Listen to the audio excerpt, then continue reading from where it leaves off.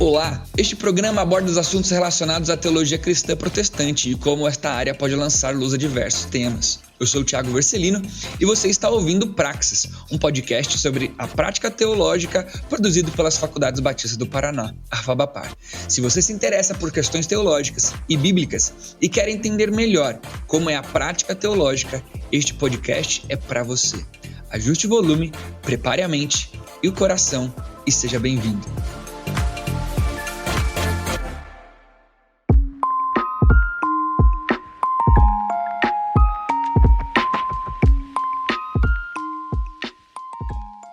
Fala galera, seja muito bem-vindo a mais um podcast Praxis aqui da nossa querida FABAPAR. Que alegria estar aqui com você e com os nossos convidados, que eu queria já explicar um pouquinho para você que, na verdade, eles não são muito convidados. A gente está bolando algo novo aí, não que você vai deixar de experimentar aquilo que você já vem experimentando no nosso podcast, aqui no Praxis, mas a gente está pensando em montar um time para gravar sobre alguns assuntos específicos aí que tem surgido no nosso dia a dia.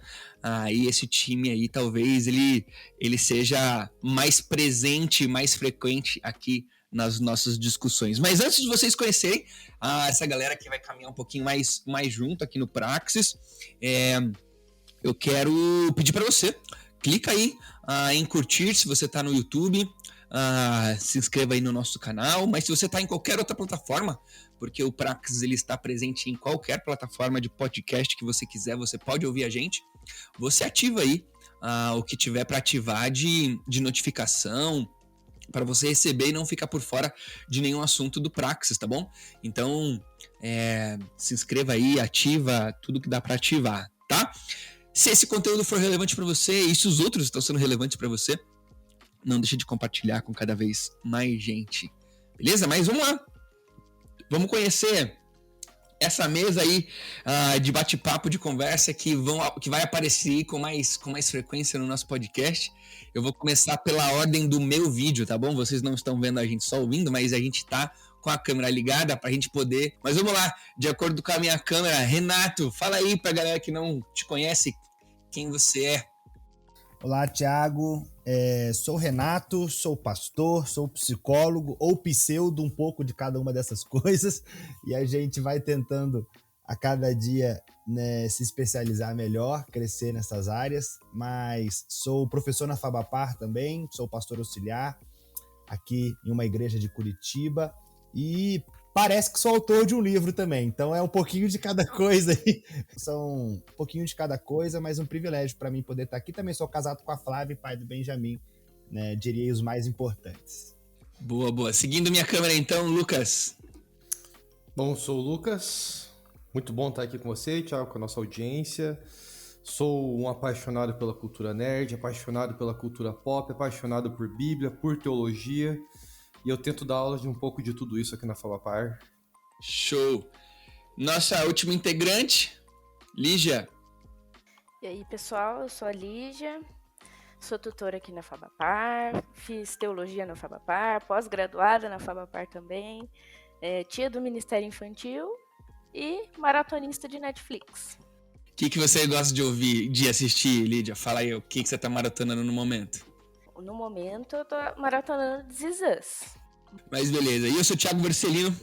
Você já me ouviu aí dos outros podcasts, mas é um privilégio para mim estar com vocês. Mas vamos lá. Vamos conversar um pouquinho hoje, então. Esse time aqui, vamos jogar em cima da mesa. Vamos se degladiar um pouquinho aí, concordar, discordar e tentar entender e promover algumas respostas para alguns assuntos que têm surgido no dia de hoje.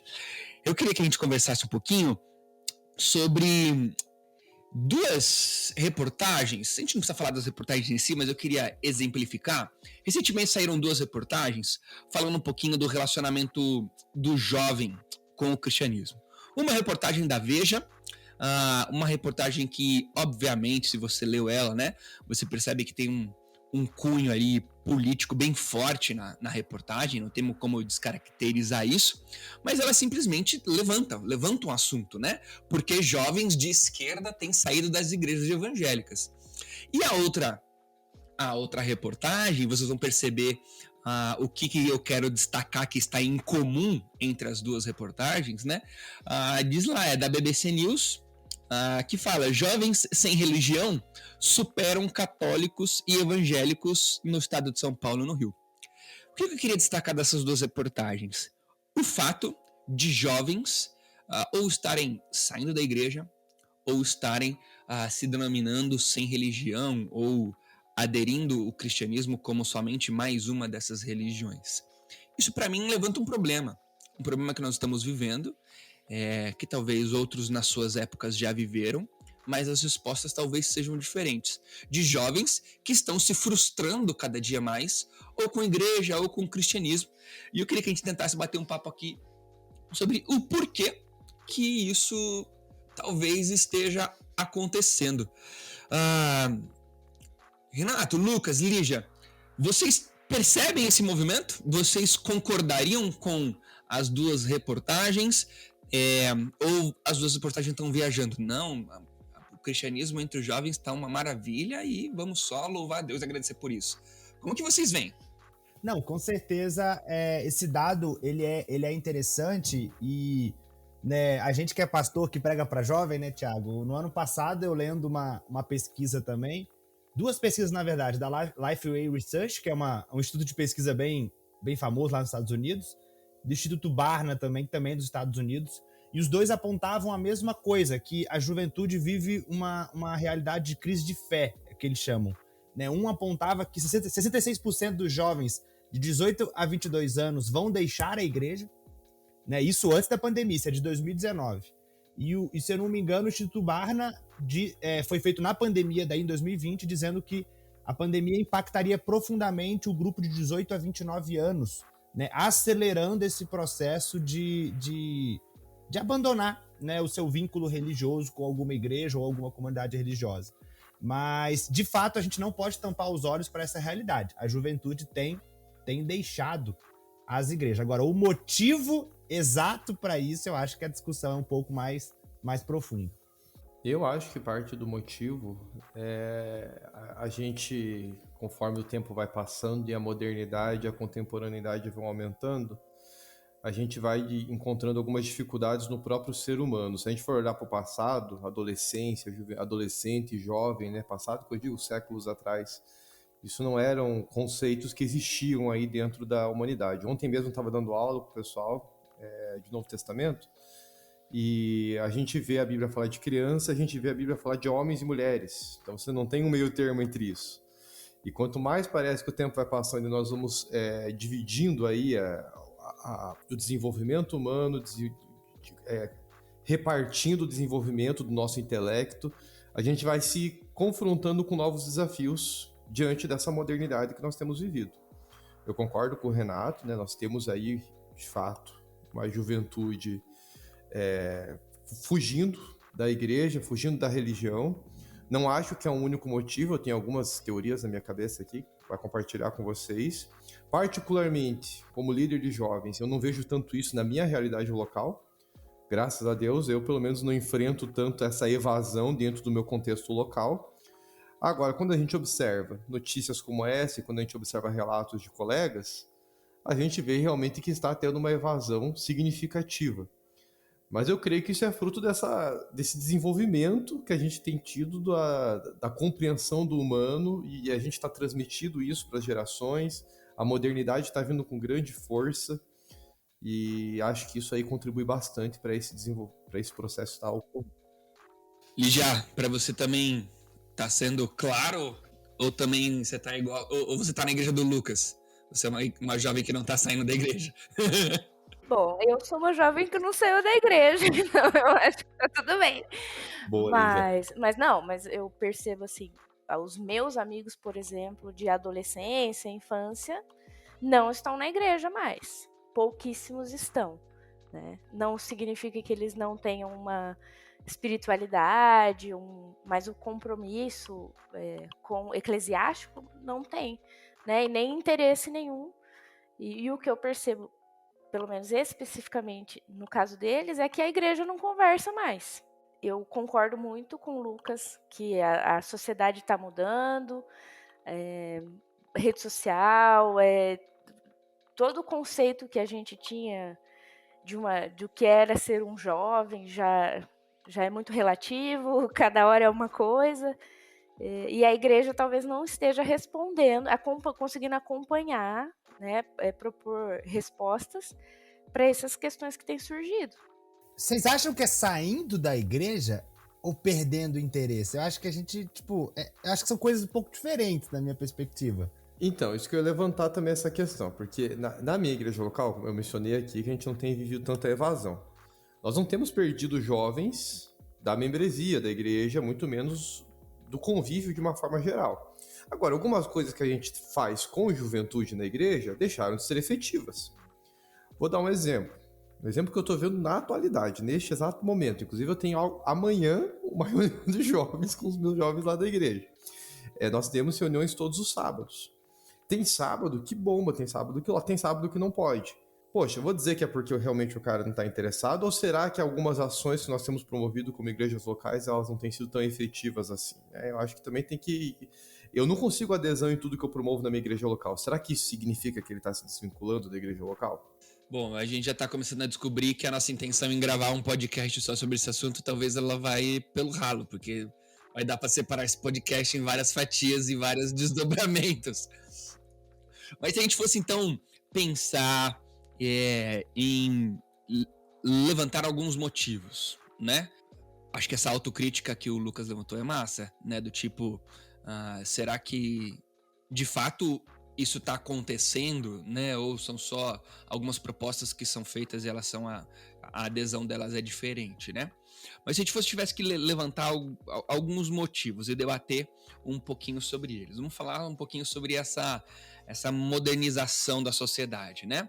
A modernidade, os conceitos que estão vindo com a modernidade, né? De repente, relativismo, pragmatismo. Como que vocês têm visto a influência desses conceitos da época de agora nessa evasão ou nesse jovem sem religião, que curte qualquer coisa? Olha, o que eu mais percebo, assim, pelo menos no público, como o Lucas falou, acho que precisa ficar claro, Thiago, que a gente tem como vivência e experiência a nossa comunidade local, né? Então, acho que esse é o nosso plano de fundo. Então, o meu plano de fundo é majoritariamente de universitários, né? Ou pessoas que estão ali de 1 a 4 anos no mercado de trabalho, ou seja, recém-formados, uma coisa assim. Então, eu percebo muitos deles, né, a realidade, o perfil, vamos dizer assim, o perfil é classe média, né, vamos dizer assim, pais, metade do grupo, os pais divorciados, né, ou que enfrentam, dificuldades no casamento, e alguns formados em faculdades públicas, outros em faculdades privadas. Mas, em grande maioria, o que eu percebo a visão de mundo deles é muito frágil.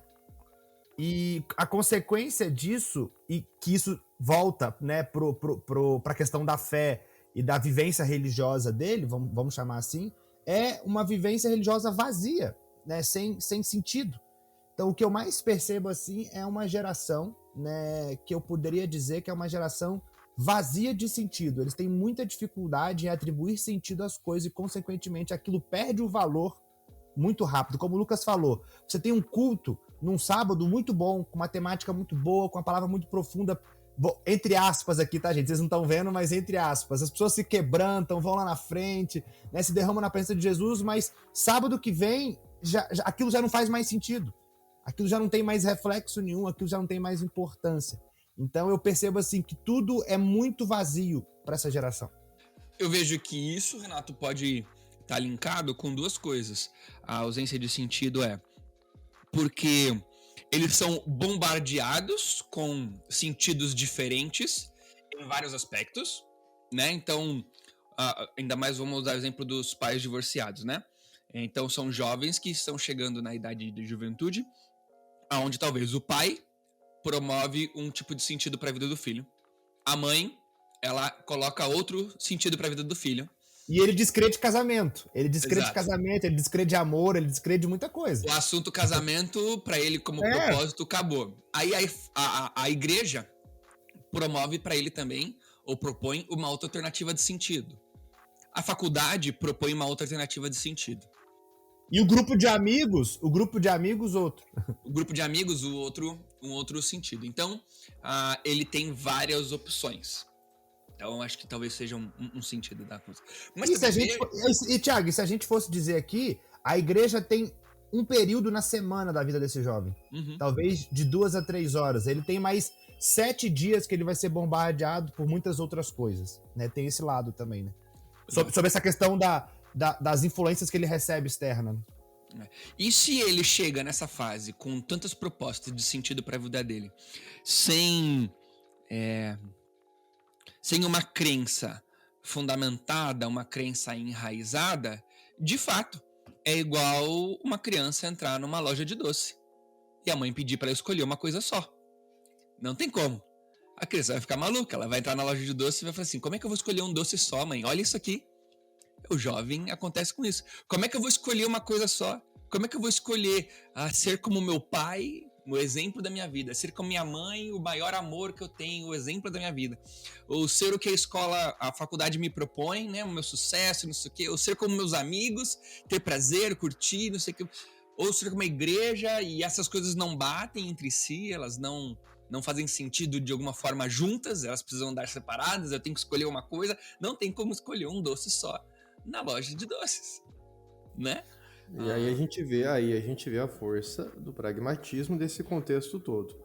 Aí nós vemos a força de você querer o caminho mais fácil. O caminho mais fácil na loja de doces é você ter todos os doces, sem medir consequências, sem medir ainda mais no nosso contexto brasileiro, em que nós vivemos essa ideia de um relativismo espiritual e um relativismo religioso muito forte. Falando de Brasil, né, no âmbito histórico, da nossa construção cultural, religiosa, teológica, nós vivemos num país que é muito comum se encontrar um indivíduo que tem inúmeras fés. Ele crê na Bíblia, ele crê no Espiritismo, ele crê no Islamismo, ele crê na Umbanda, ele crê no Candomblé e em um monte de outra coisa, de superstições e tudo mais, e ele cria... Hoje eu fui tirar aquelas fotos de família, sabe? Minha esposa tá grávida e tal. Aquela coisa bem empolgante, né? E daí eu tava com... Minha mulher não costuma ouvir muito meus podcasts. Tô tranquilo com essa afirmação. E daí foi interessante, porque uma hora ela tava tirando foto, o casal tirava foto, né? E uma hora ela tava tirando foto, a esposa do casal fotógrafo e a minha esposa estavam tirando algumas fotos lá. E ele virou, perguntou o que eu fazia, não sei o quê. Aí quando eu falei pra ele que eu era pastor, dava aula de teologia, capelão e tudo mais, ele falou, que legal. Eu sou crente também, sou cristão também. Que legal. Ele, eu não vou na igreja, mas eu sou crente também. Eu, que legal. Mas assim, eu falei assim, será que eu puxo um papo assim, né? Será que vai vingar o papo? Fiquei com aquela preguicinha, né? Mas eu falei, não, vou fazer uma pergunta pelo menos, né? Pra não ser mal educado. Eu falei, mas você teve alguma experiência assim, né? Já foi de alguma igreja e tal? Ele, não, meu avô era pastor presbiteriano.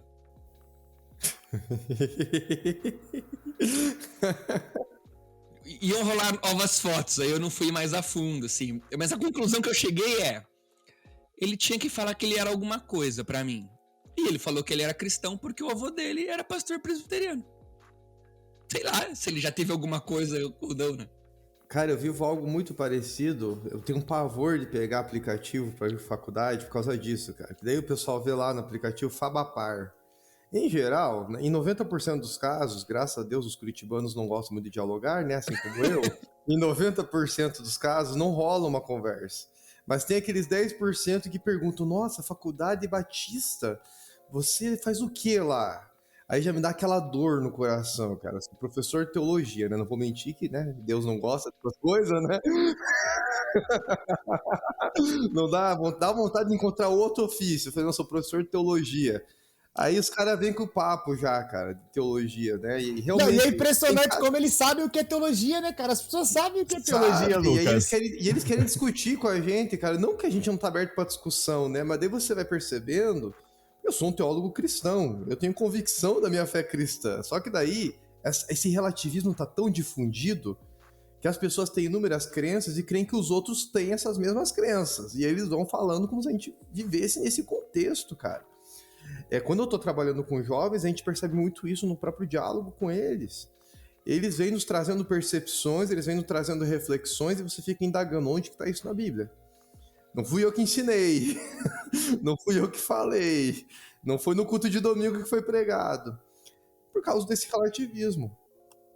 E é isso que o Thiago fala, até teologicamente, vamos dizer assim, até no relacionamento deles com Deus, que é difícil a gente julgar aqui, eles recebem muita influência externa e, cara, umas questões, assim, cara, absurdas.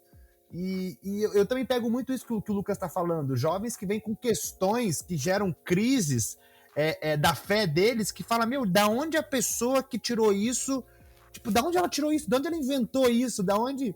E eles vêm pra nós, né, tipo assim, já que você é formado em teologia, me explica, e você fala, meu, isso não existe. O cara, mas como assim não existe? Essa pessoa que eu acredito, que eu confio no que ela fala, ela que falou e não sei o que. Eu falei, cara, isso aí o cara inventou da cabeça dele, o cara tirou enfim, de algum lugar e é muito complexo lidar com isso também, e não tem como negar que isso, de alguma forma, gera uma influência negativa na espiritualidade, já que a gente tá falando disso aqui, desse público, né, dessa juventude. Mas, Renato, você acha que a maioria vem querendo uma explicação ou quer afirmar? Porque eu acho que hoje um dos problemas que a gente também tem assim, todo mundo tem uma opinião sobre religião, sobre teologia, todo mundo é meio teólogo, todo mundo é meio religioso, todo mundo é meio político, todo mundo sabe jogar futebol, entendeu? Então, assim, hoje todo mundo discute tudo. E se não for nada disso, é coach, né? Mesmo uma pessoa querendo aprender, você é teólogo? Me explica isso, me ensina isso. Eu vejo mais, você é teólogo? Porque eu acho isso, assim, assim, assim, e não algo, tipo, vamos entender. Não, eu quero apresentar a minha opinião para você, eu até ouço a sua, mas ninguém tá aqui tentando um convencer o outro. É estranho que a experiência, ela não vem de fato de uma experiência minha com este objeto, mas ela é fruto de informações que eu colhi na rede, que eu assisti. De uma resposta rápida, né, Lucas? De uma resposta rápida, de um tweet de 140 caracteres, né, cara? Quer dizer, a minha conversão, a minha compreensão de Deus é baseado talvez no podcast que ele está ouvindo agora. A minha experiência com Deus é baseada no vídeo no YouTube, é baseado no The Chosen.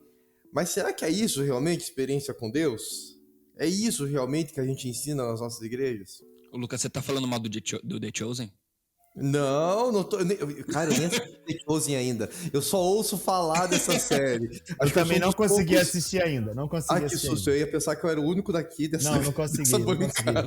Eu tenho um filho de 1 ano e meio, eu tenho a desculpa perfeita. Eu tenho um filho de 1 ano e meio, eu tô com privação de sono, tá bom? Então eu não assisti ainda. Não, vou fazer o seguinte, ó, pessoal que tá ouvindo o podcast agora, eu vou pedir licença pra vocês. A gente vai ter que dar uma pausa na nossa gravação.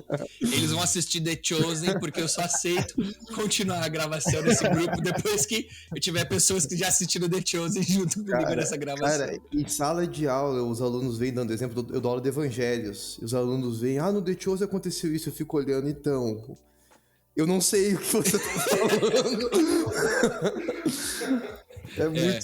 É tenso, cara. Agora é interessante que a gente faz eu faço pelo menos, né, um link entre passado e presente que é duro de fazer essa reflexão, né? Porque a gente pode celebrar a modernidade, as redes sociais e a velocidade da informação e a quantidade de informação, porque isso promove muita liberdade, né? E isso é muito valioso. Mas, ao mesmo tempo, a gente olha para o passado e a gente tanto criticava, né? A privação de informação, né? Isso está centralizado em algumas figuras no passado, né? Só que a gente perdeu um pouquinho que a gente tinha no passado, que era o especialista no assunto. E ele era tido como alguém importante para falar sobre. A tia e o tio da Escola Bíblica Dominical, que dava aula pra gente quando a gente tinha 8, 9 anos, ele poderia nem ter estudado para a liçãozinha que ele ia dar. Mas ele, pra gente, era uma verdade muito profunda da nossa fé. Hoje em dia, por causa do advento das redes sociais, todo mundo pode se tornar especialista nisso, né?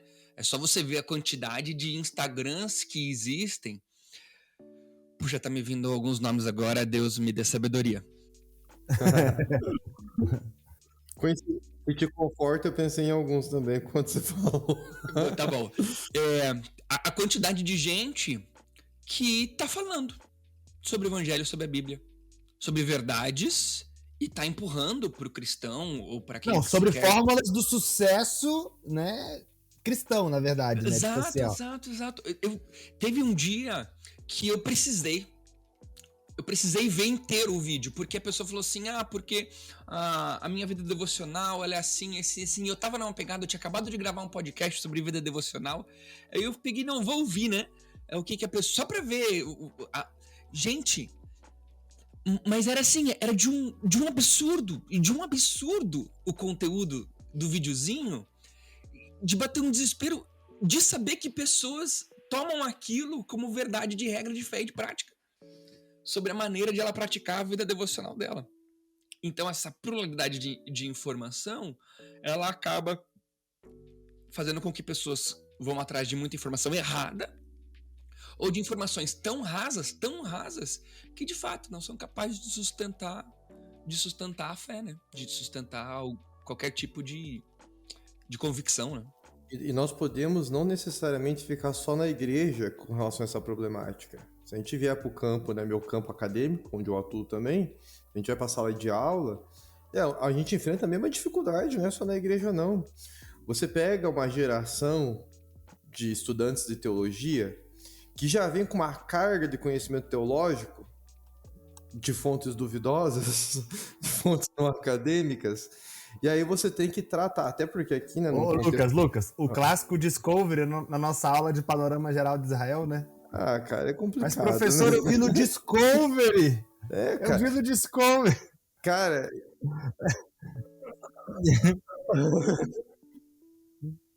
Aí, não, tem isso, cara, e você tem a série The Chosen, que eu dei aqui o exemplo. No The Chosen aconteceu assim, cara, por mais fidedigno que seja, é uma obra entretenimento, e é uma entretenimento. Nós não podemos negar isso, né? E por que não foi para a escritura? Eu indago quando eles me vêm com essas indagações. Vocês foram para as escrituras? O que as escrituras falam sobre este assunto? Poxa, a gente hoje tem tantas versões das escrituras, tem tanta coisa, nós temos linguagem de hoje, a gente tem a NVI, tem até a mensagem, que é paráfrase, cara, mas tem lá a mensagem, pelo menos alguma coisa lá vai ter. E, cara, o pessoal prefere pegar o comentário, prefere pegar o short ali do YouTube, prefere pegar o reel do Instagram de 1 minuto. Como que você explica doutrinas bíblicas? Como que você explica questões complexas da teologia num reel de 1 minuto? Nós não temos... Um semestre é pouco para dar aula de evangelhos. Eu vou querer aprender num reel de 1 minuto? Não tem condições, cara. E na igreja é a mesma coisa. É muito mais fácil a gente recorrer ao reel de 1 minuto, é mais fácil recorrer aos shorts do YouTube do que ficar realmente sentado ouvindo um estudo da palavra ser disposto ali em 40 minutos, 50 minutos. E aí, olha o relativismo aumentando. Nós estamos num contexto em que a educação fala que 40 minutos é o ápice para alguém manter a atenção. Então a gente tem que ir reduzindo cada vez mais. Aí a pessoa não...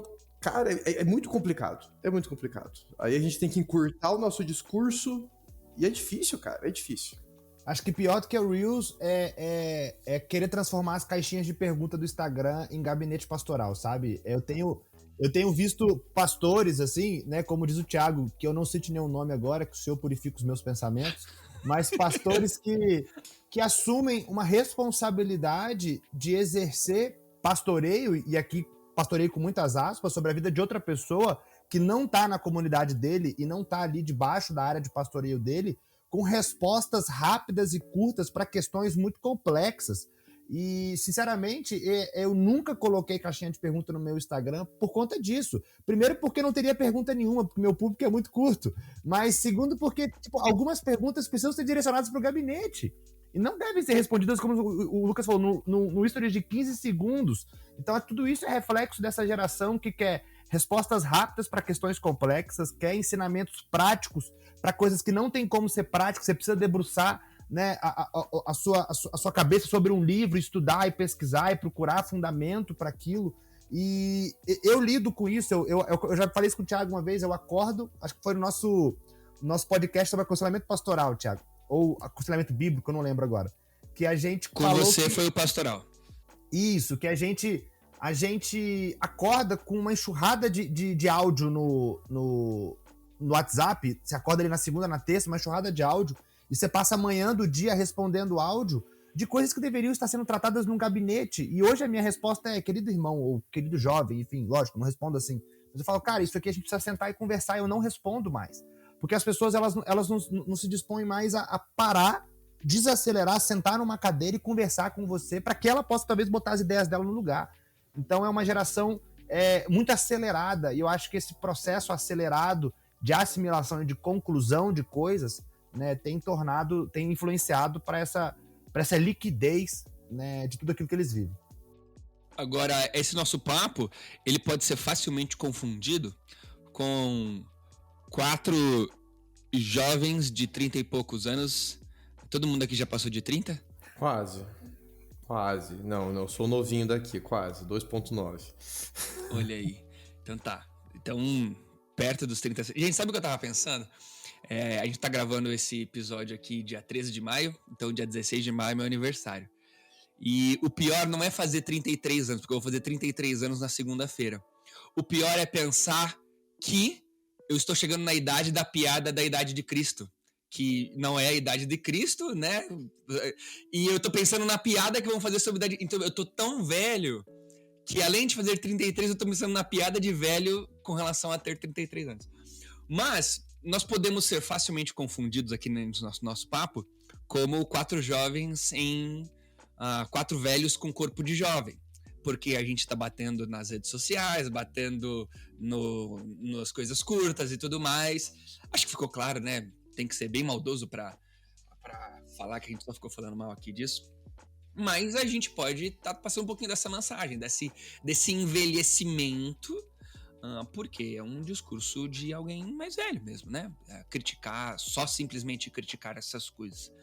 Vocês não acham também essa evasão da igreja, ou o não querer mais se relacionar com a nossa religião, né? Embora a gente não queira falar de religião, mas Cristo Jesus e tal, se dá pelo envelhecimento das nossas estruturas, das nossas lideranças, né? Porque eu vou até jogar uma lenhazinha na fogueira. É interessante que como movimentos até mais pentecostais e neopentecostais, que tem como finalidade jovens, a gente vê um movimento até grande.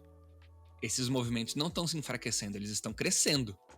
Isso não significa que as nossas igrejas estão crescendo da mesma maneira que esses movimentos, tá? O que eu quis dizer com isso? Existe um foco voltado para a juventude que aparentemente ele dá certo. Mas não é a mesma coisa que acontece na igreja, porque são lideranças mais jovens investindo em jovens, e as nossas igrejas ainda são lideranças mais velhas, pastores mais velhos. Como que vocês veem essa relação? Se isso é importante, se não é, se isso faz parte de alguma coisa em relação a esse movimento? Será que não há crise política também? Política que eu digo assim, levantando um pouco o questionamento, a publicação dos jovens de esquerda, né? Não trazendo esse assunto à tona, mas trazendo para o reflexo político dessa discussão. Será que não são movimentos mais conservadores, talvez? Né? Movimentos mais... Quando a gente fala sobre conservadorismo, dificilmente a gente também não consegue linkar isso para estruturas denominacionais. Vocês estão me entendendo? Talvez uma ausência de diálogo. Existe uma estrutura, essa estrutura não pode ser mudada. Uma tentativa de voltar ao passado, infundado. Exatamente. Né? Não jogando fora o passado, mas talvez um passado... Não. Aquela famosa brincadeira do... Já teve até nome de acampamento e congresso, que esses nomes assim, né? Nós temos que cuidar com a tradição e o tradicionalismo, que uma coisa é você permanecer com alguns valores, outra coisa é você fazer do mesmo jeito porque sempre foi assim. Não, vou falar da minha igreja, vou falar da minha igreja com propriedade. A gente está passando por uns 2 anos de contemporaneização do espaço de culto. O quê? A gente está adequando o espaço de culto para este momento. A minha igreja tem 83 anos. Não é um processo simples, não é um processo fácil, só que respeitando a história da igreja, nós estamos olhando para frente. Então, eu acho que é um pouco do que o Thiago falou. Olha para trás, mas não olha para trás com saudosismo. Olha para trás com, nós temos uma história, nós precisamos continuar construindo essa história. E a gente começou a fazer coisas, tipo, mínimas, como pensar em botar uma iluminação um pouco diferente, mudar a cor do palco, mudar a estrutura do palco, investir na transmissão, coisas que para uma igreja de 83 anos nunca foi necessário ser pensado. Só que a gente percebeu, como equipe pastoral, e eu sou um cara de 30, junto com 3 de mais de 60, então vocês entendem o local que eu estou, né? Então a gente percebeu que o nosso culto e o nosso espaço de culto, a título de ambiência, não comunicava mais com a geração que a gente gostaria de alcançar e de reaproximar da igreja. Por quê? Porque o meu jovem já não ia mais no domingo, ele ia sábado, ele ia sexta, ia na célula, mas domingo ele não ia. E agora, tipo, 1 ano e meio depois do começo dessas mudanças, a gente começa a ver fruto disso. Só que eles voltam para servir a igreja, eles voltam, né, eles escolheram o culto da noite, né? Então eles voltam pro espaço deles, eles começam a se sentir à vontade. Mas precisou ter um momento de olhar para a nossa realidade, respeitar a história, mas entender que essa história precisava de um futuro e olhar para frente. E para isso algumas adequações foram necessárias. Aí isso é muito pessoal de cada realidade local. Mas quando eu trago assim, será que se a minha igreja tivesse ficado simplesmente com o passado dela, ela estaria ali atrapalhando a existência do futuro dela, assim, enquanto alcançar essa nova geração, né? Então eu digo assim, às vezes você se manter no conservadorismo, no tradicionalismo, enfim, no apego à sua história, isso traz, de certa forma, um prejuízo, né, para que você possa aproximar a nova geração, trazendo à tona o assunto que a gente está conversando aqui hoje. Eu vou roubar uma palavra do Renato que ele usou, não sei se era a palavra que viria na minha cabeça na hora, mas que é a palavra estrutura. Eu não acho que é a liderança apenas que está envelhecida. Eu acho que nós somos uma estrutura envelhecida por conta da nossa própria história. Nós batistas, né? Todos aqui somos batistas, nós temos origens na igreja histórica, remonta em século XVI e tudo mais. Comparado com as igrejas pentecostais, que são muito mais recentes, as neopentecostais, então mais recentes ainda, século XX, então a gente tem uma distância temporal muito grande. Para nós abrirmos mão de tradição é desafiador. Então eu entendo um pouco uma certa resistência estrutural em abrirmos mão da tradição, ainda mais porque o diálogo com a modernidade se iniciou de forma muito brusca, né? Isso é histórico. Quando a gente olha ali o século XVIII e XIX, quando a modernidade veio e a igreja não recebeu muito bem, a gente vê ali historicamente esse conflito acontecendo. Só que eu acho que a gente tem que meio que se reconciliar com esses aspectos, não abrindo mão da nossa fé e não abrindo mão daquilo que é essencial para a nossa fé em Cristo Jesus. Mas a gente precisa, de alguma forma, repensar nossas hermenêuticas, em olharmos para as Escrituras, em olharmos para os ensinos das Escrituras, extrairmos aquilo que é a essência do cristianismo e aquilo que a gente pode, sim, dialogar um pouco mais. Isso, para não ficar só como uma frase minha, né? Timothy Keller ensina um pouco sobre isso na Igreja Centrada. Eu acho fantástico o ensinamento que o Timothy Keller faz, de propor que as igrejas, quando elas são implantadas em algum local, elas saibam dialogar com a cultura. E dialogar com a cultura que está ao seu redor não é aceitar tudo que está ao redor dali da comunidade de fé, mas é com a sabedoria do Espírito saber filtrar aquilo que a igreja vai poder abraçar da cultura e aquilo que a igreja vai gradativamente combatendo como um agente do reino. Eu acho que esse é o convite, a parar de olhar apenas para a estrutura como uma referência engessada. Eu entendo que a estrutura ela é um elemento da tradição que nos guia, mas que não bate o martelo sobre o que devemos fazer. É um guia, é um princípio geral, é um norte, mas nós temos que dialogar sim com esse momento do presente. Então eu não diria que são lideranças velhas o problema, mas sim estruturas velhas que estão com dificuldade de se abrir para esse diálogo. Ô Lígia, você acha que esse diálogo é um diálogo voltado para coisas que nós vemos e apalpamos, coisas físicas, né? Então, por exemplo, estrutura de governo da igreja, estrutura física do templo, estrutura... sei lá o que pode vir mesmo na minha cabeça, mas pensa assim em coisas físicas, né? Coisas palpáveis, coisas que a gente vê. Ou são um diálogo com estruturas que também envolvem conceitos, a maneira de tratar o pecado na igreja, ou a maneira de fazer o voluntário servir na igreja, coisas que envolvem o conceito também. Eu acho assim, né? Algumas coisas que vocês falaram que eu fiquei pensando. Voltando no exemplo da loja de doce. A diferença, para mim, né, da denominação mais tradicional para a denominação pentecostal é que a denominação pentecostal ela determina aquele doce que você pode pegar. Então, né, para o jovem perdido, isso é muito bom. Né? Então, você já... eu já não sei o que escolher mesmo. Aí vem o cara e fala, ó, aqui você pode fazer assim, você pode fazer dessa forma. Então, eu acho que facilita muito e acaba sendo muito atrativo hoje essa forma, além, claro, né, de ter toda uma coisa mais jovem mesmo na questão de experiências e da forma com que eles tratam tudo. Mas eu percebo muito essa... cara, você tem que fazer assim, assim, se você não fizer devocional, não vai... né, Deus não vai te abençoar, então, eu já... E, cara, isso facilita. Eu acho que facilita. Putz, se eu preciso ser abençoado, então vou ler a Bíblia aqui, né? Óbvio que a longo prazo pode desgastar e acabar prejudicando o crescimento espiritual da pessoa, mas ajuda em um primeiro momento. E na igreja mais tradicional, o que eu vejo ele não quer ser opressor, né? Não quer impor uma situação, mas ele também tem esse problema de estrutura que, assim, não, nós fazemos assim, então a gente vai seguir assim, vai morrer assim, e tem medo de, eu acho, que o crente, com todo respeito a nós, somos meio burros na hora de escolher a forma de fazer o negócio. Ou a gente, eu vou usar um exemplo da nossa época, tá? Virou moda a balada. A balada era uma moda. O crente não pode ir na balada. O que a gente inventou? A balada gospel no retiro. É ruim, não é? É uma versão de uma música gospel numa versão balada, não é legal, entendeu? Então, assim, eu não acho que é uma forma de atrair um jovem.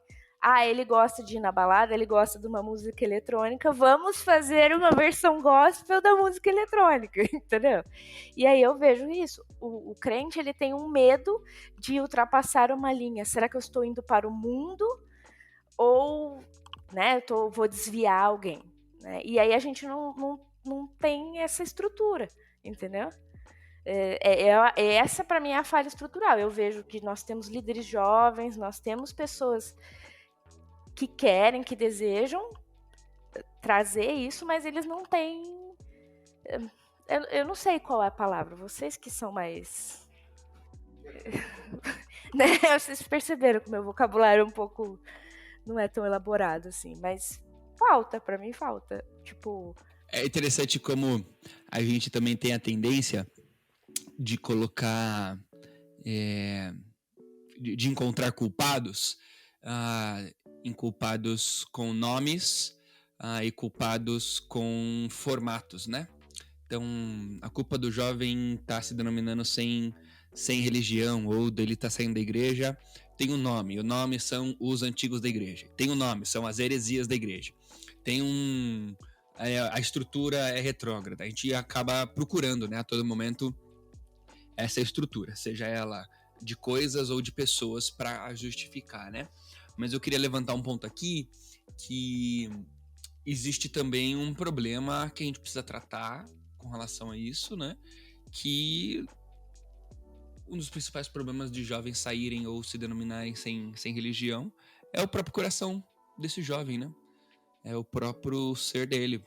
Porque, até fazendo um merchan aqui, a gente gravou esse ano, já está postado, inclusive, uma discussão... que ela foi parecida com essa que a gente está tendo agora, mas ela foi bem voltada para um específico alvo, que a gente conversou, eu, Vilibaldo e o Yuri Breder, sobre por que jovens saem da igreja na faculdade. Especificamente, o jovem universitário sai da igreja na faculdade. E é interessante, a gente bota a culpa onde? Na faculdade.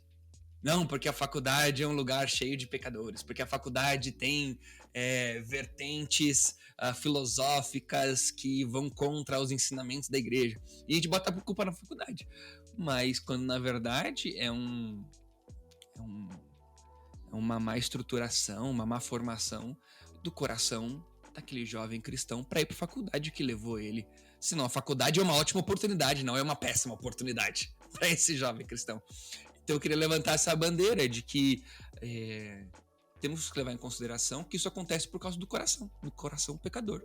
Maltratado, mal cuidado, muitas vezes, mas ainda assim é uma decisão, né? A velha frase do colocar uma arma na cabeça, mas quem puxa o gatilho é você. Podem ter várias coisas acontecendo em volta, mas ainda assim quem puxou o gatilho foi você. Ainda assim quem tomou a decisão foi aquele jovem. Talvez o problema também não seja atual, né, Tiago? Se a gente fosse olhar para a Bíblia, assim, e mais especificamente para Eclesiastes, naquele clássico texto, né?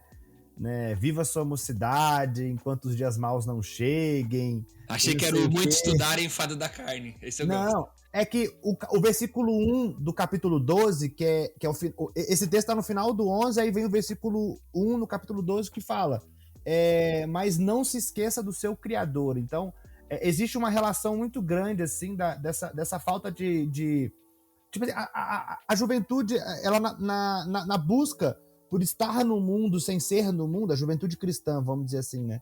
Ela acaba se esquecendo de Deus, cara. Ela acaba se esquecendo do Criador. Então, não é um problema atual, é um problema do nosso contexto atual, vamos dizer, um problema contextualizado.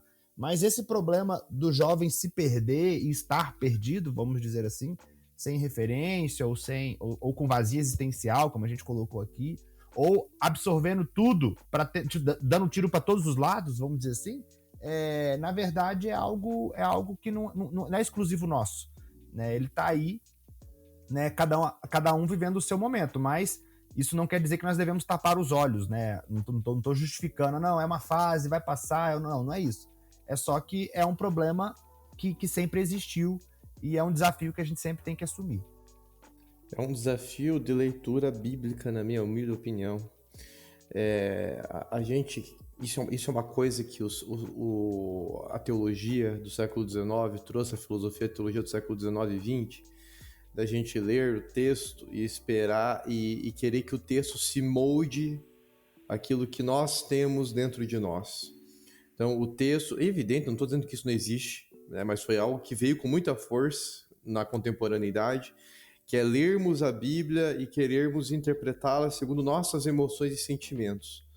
Sim, existe esse aspecto subjetivo, mas muito maior que isso é o aspecto objetivo da Escritura. A palavra de Deus, ela tem um aspecto objetivo que é transformar a nossa vida, não somos nós que transformamos ela. Então eu concordo que, de fato, vai ter jovens que vão sair porque não querem ter a sua vida transformada.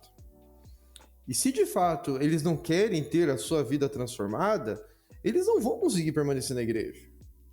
Igreja é um ambiente de um monte de gente toda errada, toda torta e que tá ali também tentando buscar algo melhor. Vai ter, às vezes, uma pessoa mais complicada lá dentro? Vai. Talvez nós sejamos a pessoa complicada da vida de alguém. Agora, conviver juntos para adorar o Rei dos Reis exige uma transformação interior tão grande para que eu tolere os meus erros e aprenda a tolerar os erros dos outros e, ao invés de ficar só atirando a pedra, eu ajude ele a crescer. Né? Então, isso não é só para jovem, né? Jovem acaba tendo uma crise maior por conta desse afã aí de ter que achar uma profissão, um relacionamento, uma família, e ser alguém com 16 anos de idade, né? Que a gente faz eles quererem ser nessa época que nós vivemos. Mas é uma crise que as pessoas têm. O jovem, se não quer, o indivíduo que não quer ter seu coração transformado, realmente não vai aguentar na igreja. E não tem o que fazer. Nós vamos fazer o quê? Vamos alterar a palavra? Vamos alterar a escritura? Não podemos. Tem gente fazendo isso, né? Tem gente fazendo isso. Mas não é o certo. Não é o certo. Pelo amor de Deus, não é o certo. A escritura tem um aspecto objetivo que não pode ser maculado pelas deturpações do coração humano. Nós não podemos ser reféns do consumismo e do pragmatismo da modernidade. É isso que acontece em muitos momentos. Precisamos tomar muito cuidado. Talvez aceitar, Lucas. Vou falar de um jeito aqui que Pô, pelo amor de Deus, se ficar muito parecido com uma heresia, vocês me brigam. Mas é de repente aceitar que o cristianismo, o evangelho, ele é para todo mundo, mas não vai ser para todo mundo, né? Ele é para todo mundo, mas ele não vai ser para todo mundo. E a gente não tem o que fazer. Não adianta a gente macular o evangelho e o cristianismo tentando fazê-lo ser entendido e alcançado por todo mundo, mesmo sabendo que a oferta dele é para todo mundo, mas ele não vai ser para todo mundo. Vou parar de falar todo mundo, porque mais um todo mundo que eu falar vai virar uma heresia. Mas eu acho que deu para entender o que eu quis dizer, né?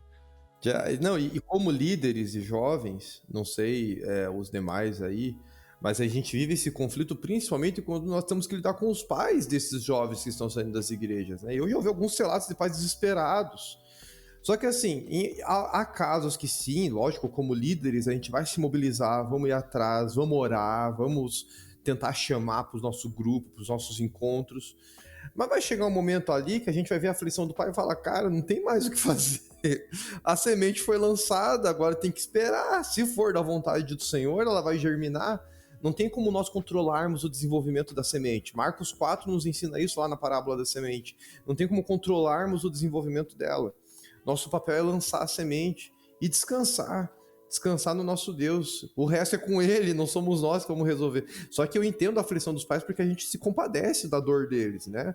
Não deve ser fácil para um pai e para uma mãe ver o filho se afastando, às vezes, da igreja local. Mas também... ensinaram para ele a vida inteira, né? Que se ele ensinasse a criança no caminho que ela tinha que andar, né? Jamais se desviaria dela. Você quer que ele se sinta como? Um fracasso bíblicas. Total como pai, como mãe, né? Interpretação ele já começou já por ele entender errado o versículo. Mas não, justamente, mas não é o que ensinaram para ele? O pastor apresentou o filho dele lá na frente, leu esse versículo e achou que estava garantido. Misericórdia, é verdade. Porque levar na igreja é uma coisa, né? Eu acho que convívio, o exemplo e viver o evangelho que é o diferencial de todos. Mas uma coisa que, não sei qual é do Renato, quem falou aí, que é o do querer, né? Não quer. E o evangelho é você renunciar à sua vontade, à sua carne, tudo. Assim, não acho que seja assim, pensando de verdade, que seja legal ser crente, né? Que seja legal viver o evangelho. É muito difícil. Então, o Lucas usou o exemplo. Tem um monte de gente na igreja que você não gosta, não quer conviver, não pode ser a pessoa que atrapalha a sua vida, mas Jesus vai lá e fala, você tem que aceitar, né? Você tem que amar e ensinar e acompanhar, caminhar segundo a mim. Eu não quero. Nosso contexto relativista, individualista, humanista é o do eu quero. Então, assim, talvez no passado fosse muito mais fácil as pessoas negarem a sua vontade, né? Então, as pessoas tinham um compromisso com o trabalho, as pessoas tinham um compromisso com a família, então tinham um compromisso com a palavra dela. Hoje não, hoje, cansei de trabalhar na Fabapar, eu vou sair, entendeu? Cansei disso aqui, eu saio, né? Hoje a gente sai, né? E eu acho que com o evangelho é a mesma coisa. Cara, cansei desse pastor, cansei, não gosto dele, vou para outro. Né? Esse aqui não fala o que eu quero, vou para outro. Já não é o evangelho, de fato, né? Já não é viver o evangelho genuíno, mesmo estando na igreja. A gente vive a flor das emoções. O que importa é o que eu tô sentindo neste momento, né? O Renato falou isso lá no início, né?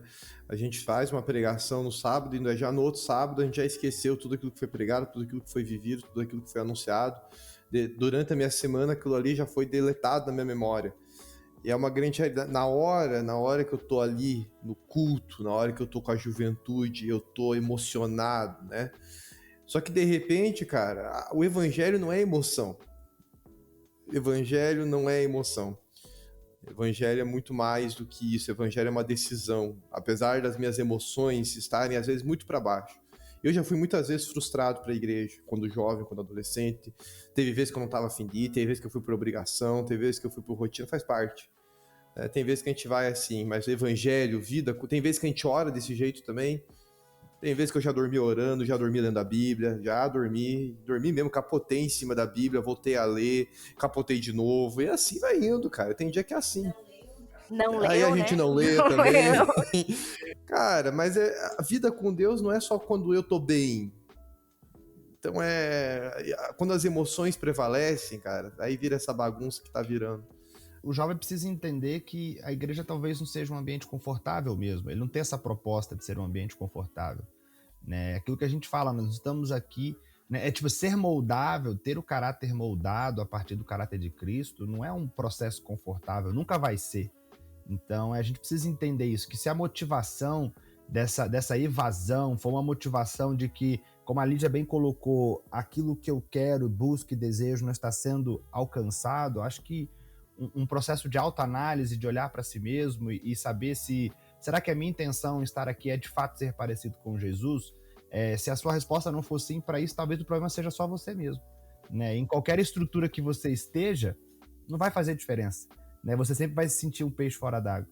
Eu acho que desse papo todo, o que foi mais valioso é o fato de que quem está ouvindo a gente até agora, 59 minutos, não conseguiu encontrar a fórmula mágica de solucionar esse problema.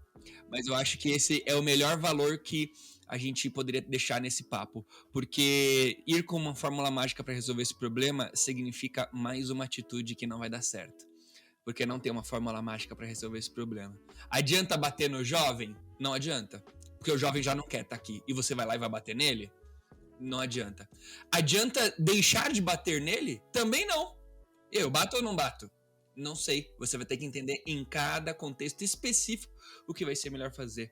As nossas estruturas estão velhas? Precisamos jogá-las fora? Obviamente que não. Mas existem várias dificuldades nas nossas estruturas? Existem. E aí o que eu faço? Então você vai ter que entender no seu contexto, na sua igreja, no seu ambiente, qual é a melhor solução para isso, né? O mundo tá todo errado e tá seduzindo o jovem? Obviamente que tá. A gente vai tirar esse jovem do mundo? Não também, né? Adianta só ler a Bíblia e fazer a oração se quiser crescer? Bom, adianta, né? Talvez seja a principal prática da fé cristã, ler a Bíblia e fazer oração.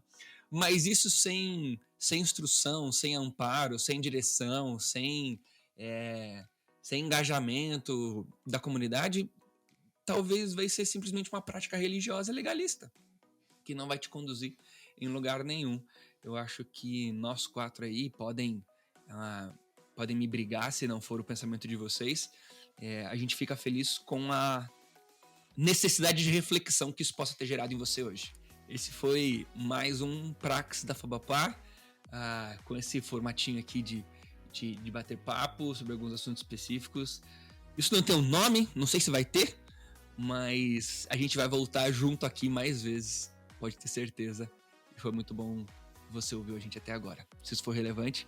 E se você tá aqui até agora, dá um feedback pra gente, conta pra gente o que você achou, escreve aí nos comentários no YouTube, ou eu acho que no Spotify, se eu não me falha a memória, pode até escrever comentário agora no Spotify, em podcast, mas se não, abre lá o @ da Fabapar, manda uma mensagem pra gente, ou se você tá ouvindo a gente e nos conhece, também manda no privado pra gente que a gente vai ficar muito feliz. É isso aí, valeu galera, até o próximo. Valeu, até mais. Thiago. Até mais.